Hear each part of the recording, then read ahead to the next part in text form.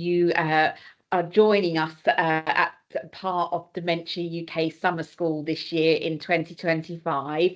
You're going to be hearing myself and Astrid. We're going to introduce ourselves in a moment, talking about learning disability and dementia. And you can see on the title, we are going to be supporting families with learning disabilities and dementia. And we've got some really exciting, hopefully useful bits and pieces we can share with you as we go on along this afternoon.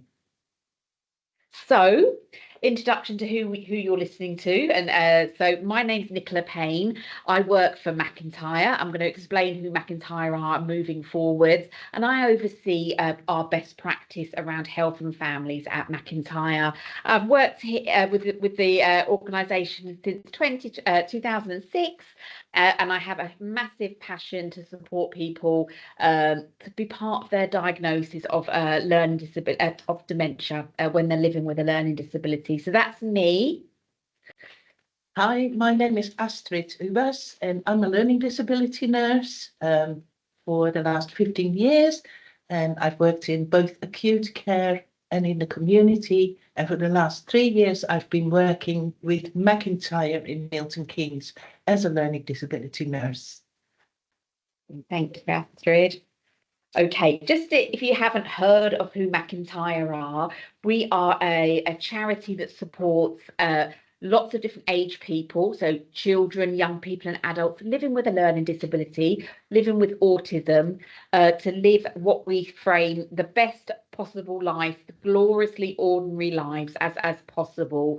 We provide support in lots of different ways. So we have schools, we have academies, we have lifelong learning, we have supported living, residential care, and we are supporting people, a lot of people living with Down syndrome as well at McIntyre, and getting older and living great lives.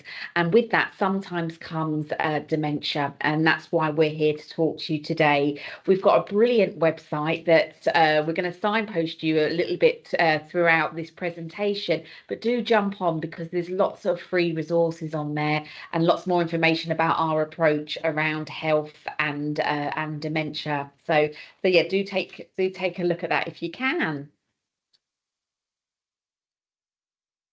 We wanted to just share with you something that we're really proud of at McIntyre and how it links to dementia is our DNA.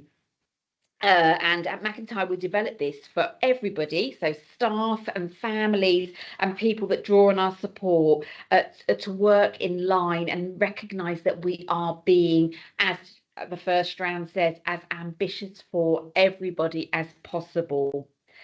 And how our DNA connects to dementia is that places like Dementia UK and McIntyre, we highlight the importance of providing a compassionate and caring approach in helping people feel at ease, feel safe, and in part of their diagnosis. And what I love about our DNA at McIntyre is that it captures everything that is frames what good looks like for a person, and all of these strands are absolutely still so valid when a person is diagnosed or we're seeing changes. You know, everyone has a voice and is listened to. We keep on learning, and so importantly, we want everyone to feel safe and in control, because there's going to be changes that, you know, that's inevitable. So we link back to our DNA to sort of ground us.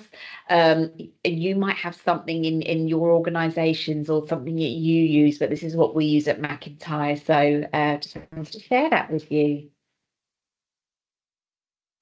And we just wanted to start, Astrid and I sort of thought about sharing some statistics around learning disability and dementia. And we know that people with learning disabilities, especially Down syndrome, are at much higher risk of developing dementia, and often at a much younger age. And we see that quite frequently at McIntyre. We are supporting sometimes people living in their 30s with a diagnosis of dementia.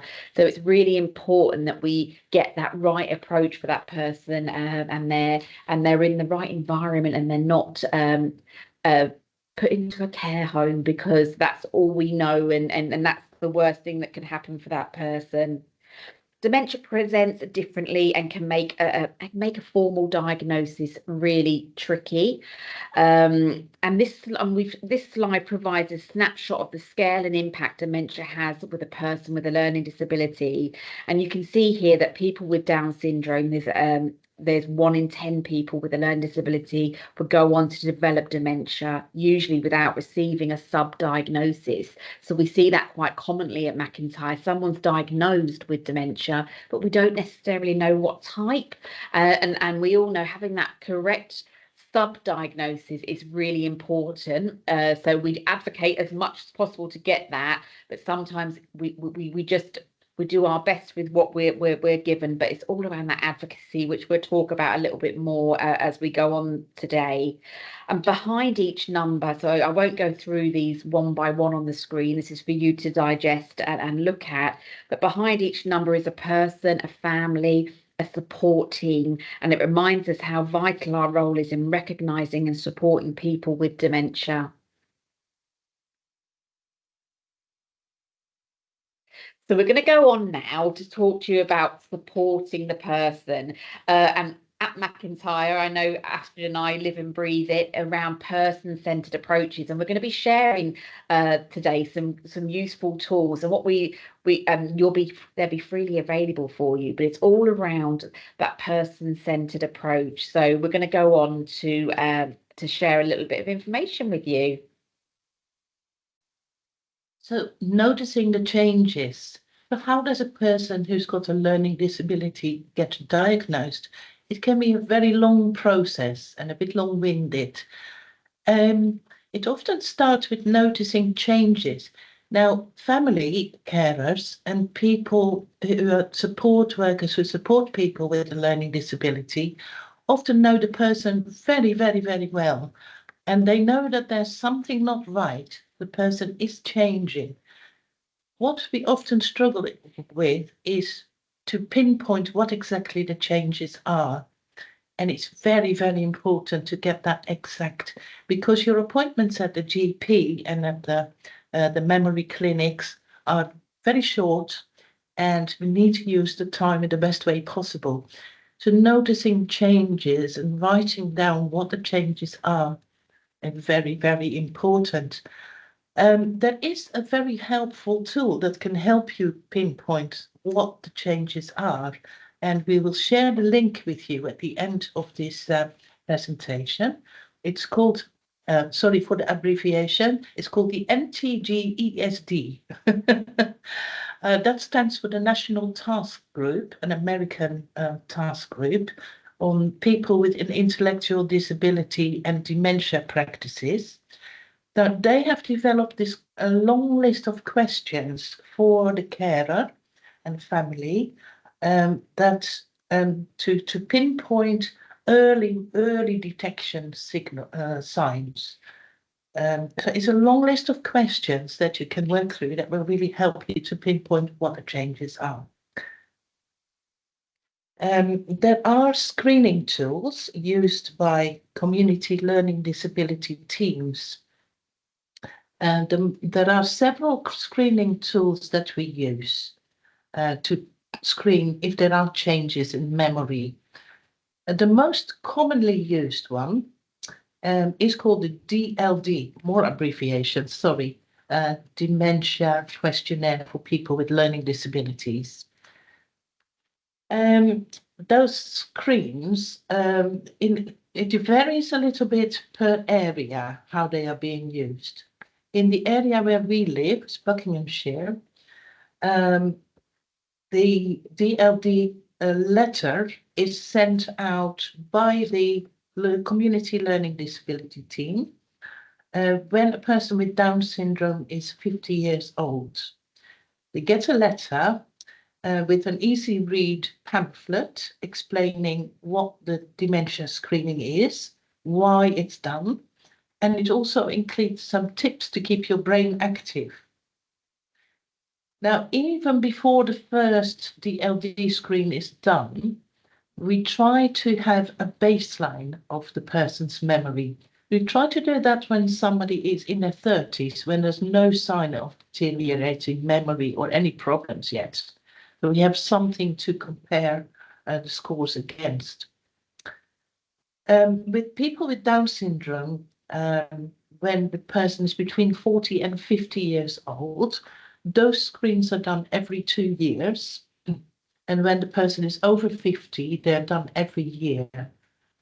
Basically, it's a very long list of questions that you try to work through with the person as much as possible, involving them and getting their answers. And you might need to be a little bit creative around that.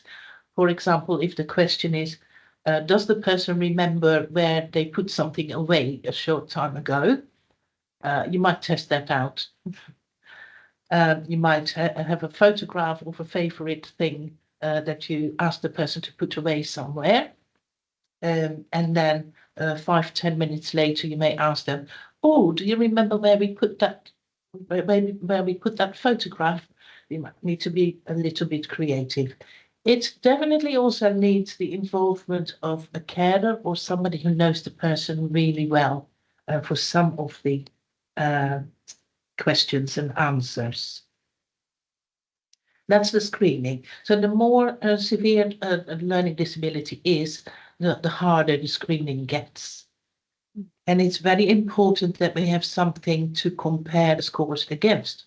Brilliant. Thank you, Astrid. And that leads on to the health recording and the baseline assessment. So at McIntyre, we make it a mandatory request that everybody has a baseline health assessment. And that is so important when it comes to trying to support a person to get a diagnosis, because that's your evidence of change. You create a baseline health assessment for when the person is in their early 20s and you've got something to say, this isn't normal for my loved one or the person I'm providing support for, and it does support that more of a timely diagnosis. Sometimes you do have to persuade and then really be an advocate for that and say, but it has to be listened to and considered. And also at McIntyre, we use something called the Anticipatory Health Care Calendar, which is an NHS resource that tracks people's subtle changes. And we use it for everybody, not just the people that are suspected of having dementia or diagnosed. It's just to, again, take as an evidence to say, this person that maybe be having more falls or has started to have maybe some seizure activity that could be linked to dementia. It might not be, it could be something different, but this isn't normal. This isn't part of their learning disability. And we go on to talk about, I'm going to put them all up on this because we sort of bounce around a bit, that diagnostic overshadowing. If you haven't heard of that term, it's basically where a person's learning disability or that person's autism is seen as the problem. And there's a big barrier that you are going to have to push down with support, not just for you, not on your own. So if you're a family listening to this today, this just doesn't just sit with you. There is support out there, but yeah, we sadly commonly see where a person's learning disability is the overarching the diagnosis of change. We know that isn't right. So that leads us on lovely to the advocating for the person, making a person's voice heard and their rights are upheld. Choices are respected, especially when a person is struggling that normally can articulate and share how they're feeling. And that's changed. More than ever, they're going to need your voice to help and support them. And even without stripping away dementia, again, when we're supporting people to go to a GP appointment, sometimes frustratingly, and some of you on the call might feel this, where a person's not even valued or considered in that room. So we direct the doctor maybe back, Fred's here today, let's talk to Fred.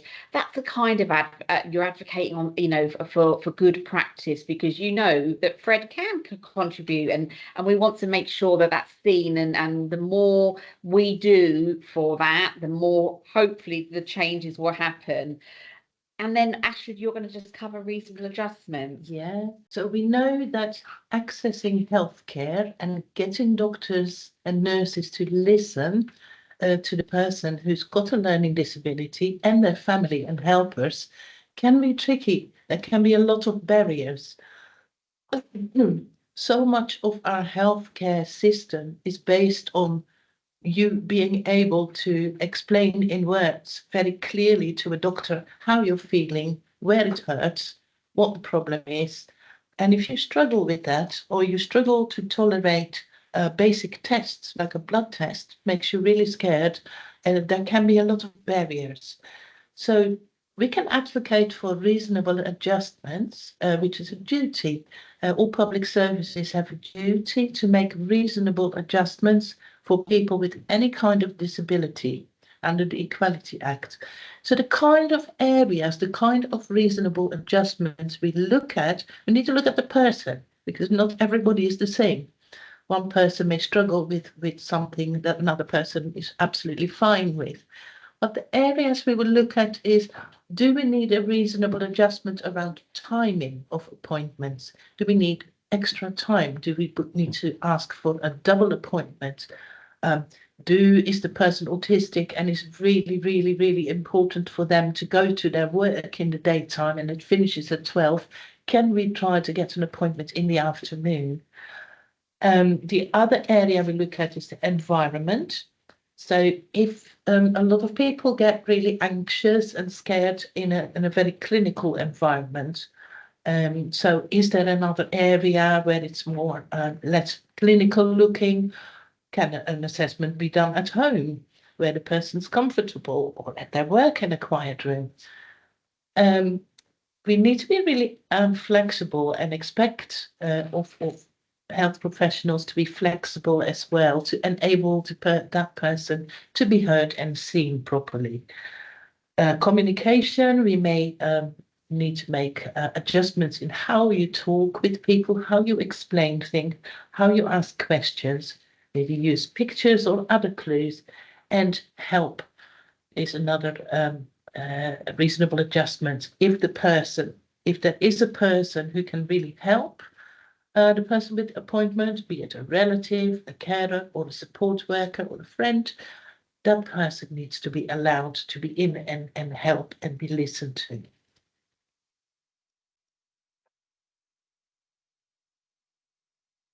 So we are going to just pop these on the screen. We're not going to be able to go through them in too much detail, but they're important things to consider. So on here we've put around, don't forget around the peers and friends. Sometimes we get so fixated on the person because all of our energy and worry, but think about the circle, especially if someone's living in a shared home.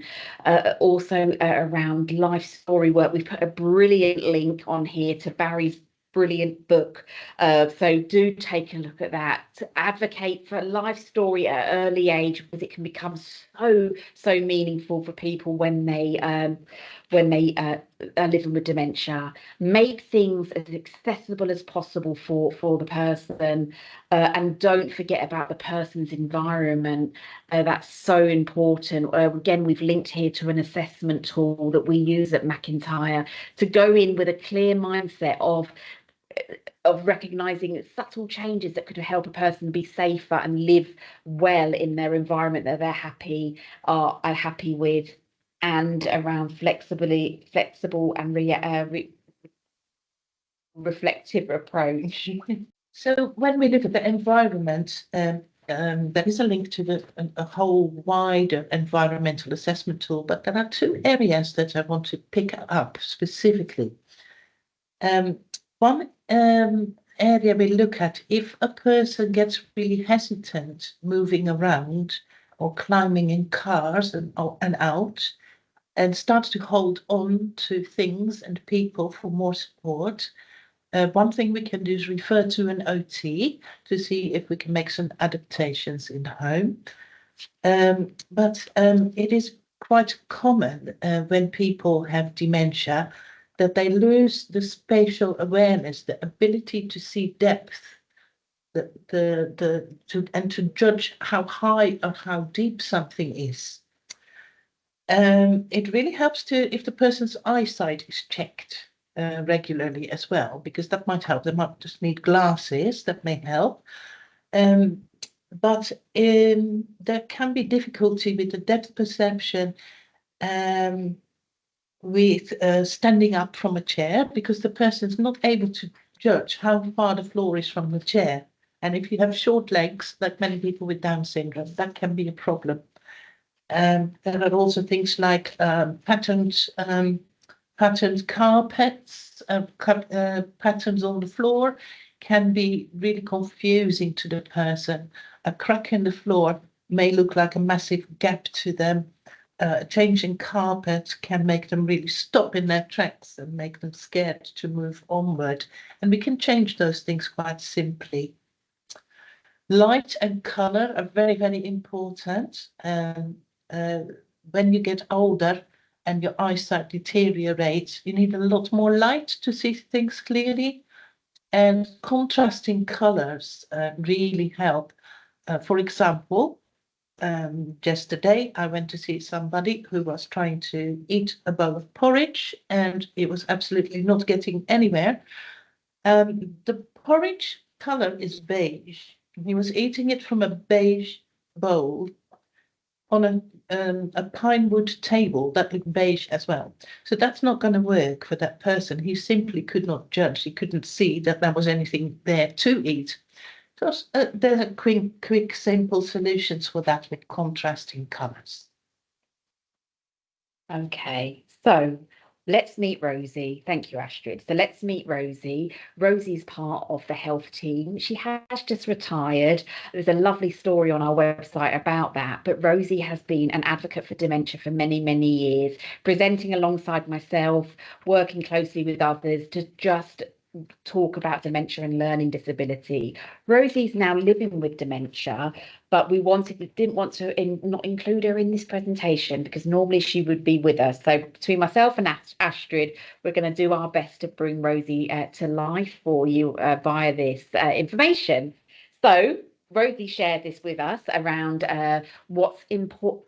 If someone wants to get to know Rosie, these are some of the things, and we've shared these things. I won't go through them all. You can read them on the screen, but Rosie's more than a person living with a learning disability. She's more than a person living with dementia. She's a daughter, she's a friend, she's independent, she's a classical pianist, she writes beautifully, she's very educated, she's taught me a lot over the 20 years I've known her, and she loves to get a message across. Her dementia is progressing, so we're working and supporting Rosie in more creative ways now.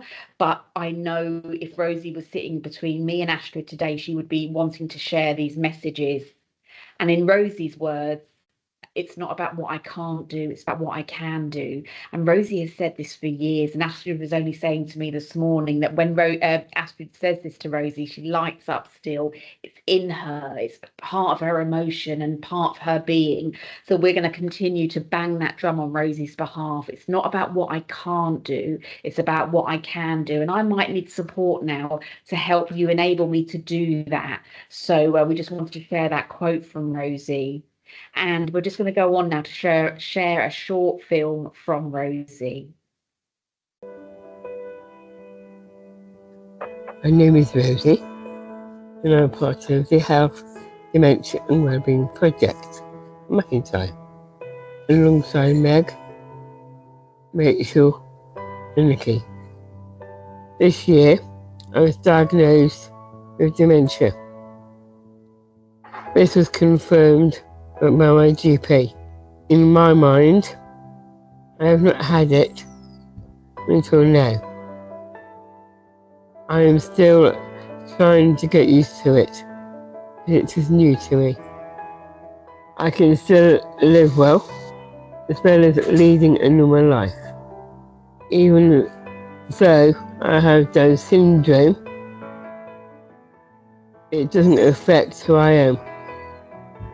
Even with me having dementia, it does not affect who I am. Using different ways of releasing your emotions, for example, maybe using a mix of tapes or CDs to relax to. By doing relaxing techniques, it helps a person to unwind. It's important for me to stay positive and to focus on the things that you can still do. You can also consider installing a specialist dementia clock. I find mine really helpful. It is how you deal with it when you get the diagnosis and preparing for a person for the outcome. And by talking about it, it really does help so that you can feel relaxed. It is okay to feel emotional at times. It has made me more determined to carry on working within the project and to continue the work that we're doing. Thank you for taking the time to listen to my story. I hope that you will come to share my journey to the next chapter of my life as I continue to move forward. Okay, we're going to move on, but thank you, Rosie.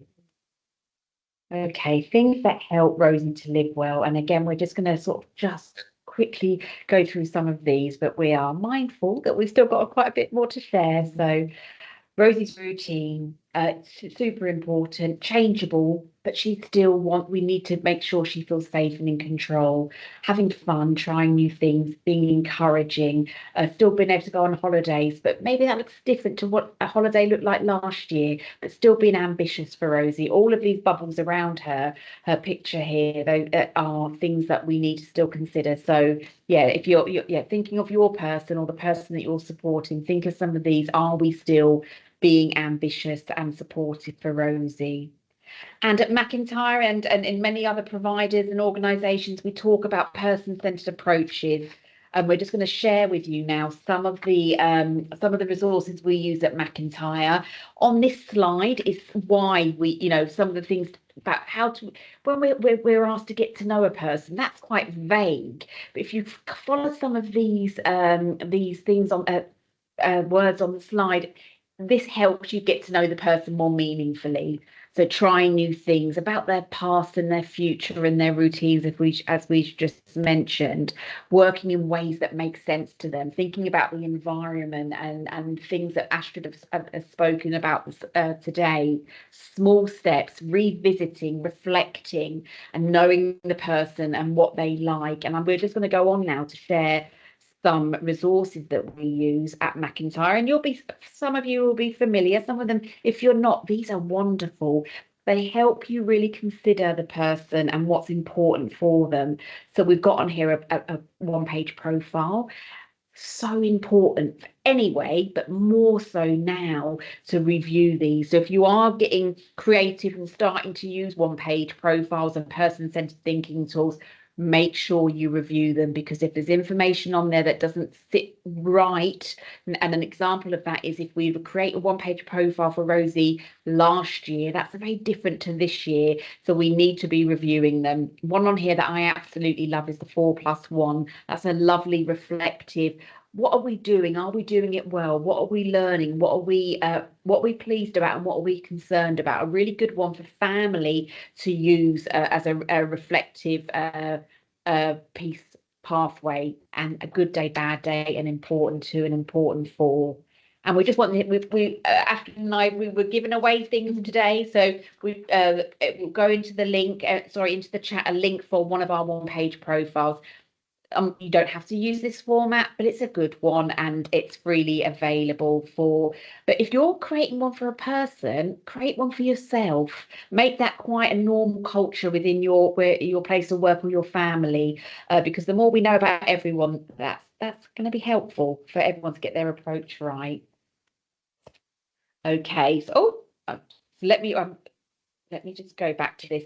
Supporting the person. Again, I'm going to leave these on the slide for you to digest. I know these slides are being shared. We've created at McIntyre a wonderful top 10 list. We only create resources when we feel there's a meaning for them, and we hear quite a lot that we don't know what a person wants to do anymore, or we're stuck for ideas.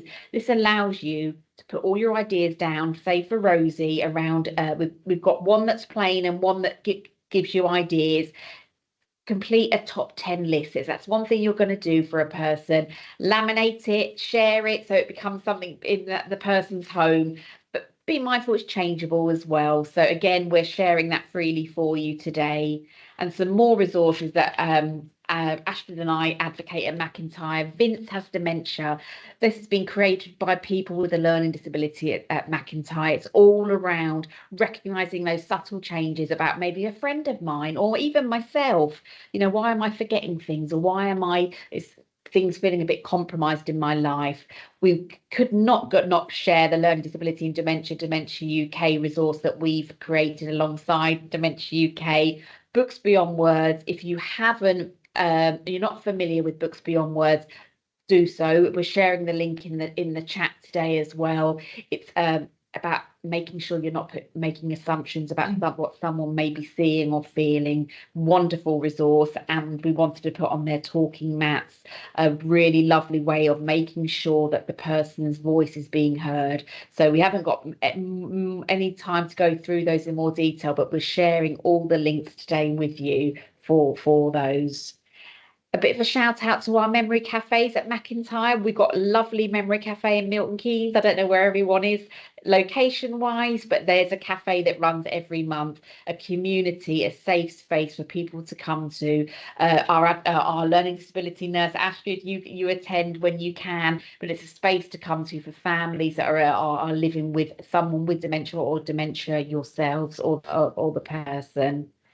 And we run a wonderful 2-yearly dementia special interest group at McIntyre. It's a 3-hour workshop twice a year in March and October. The QR code will take you directly there, and it's free, and it's a brilliant community where we talk and share best practice around learning disability and dementia. And Dementia UK always have a slot with us, which we really value. And I think that comes to an end. We've got time. I know we're going to have time for questions and answers. If you're listening to this live. If not, thank you very much for taking the time and to listen to myself and Astrid today. Happy to take your questions. Bye. Thank you.